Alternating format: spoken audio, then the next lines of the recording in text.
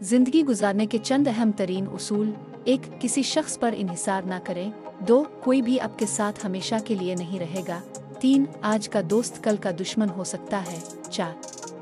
आपके राज गोलियों की तरह है, अगर आप उन्हें दूसरों को देते हैं तो एक दिन वो उन गोलियों को बंदूक में लोड करके आपके खिलाफ इस्तेमाल कर सकते हैं। सिर्फ 3 चीजें हैं जिन पर आप हमेशा भरोसा कर सकते हैं, जो आपको मायूस नहीं करेगी: आपकी जेब, आपकी सेहत और सबसे बढ़कर आपका खुदा। 6. अपनी ज़रूरियात और ख्वाहिशात को दूसरों से पोशीदा रखें। 7. हर वो शख्स जो आपसे मुस्करा कर बात करता है आपसे मोहब्बत नहीं करता।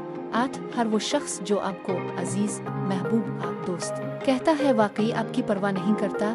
टीवी एंकर्स हमें हर रोज प्यारे नाजरीन कहते हैं, लेकिन वो हम में से किसी को नहीं जानते और ना ही प्यार करते हैं। अपना ख्याल रखें, अपने दिमाग और दिल को अपनी खुशी का जरिया बनाएं और आपको कभी पछतावा नहीं होगा। 10. थोड़ा पागल होकर जिंदगी का लुत्फ उठाएं, क्योंकि अक्लमंद लोग जल्द मर जाते हैं।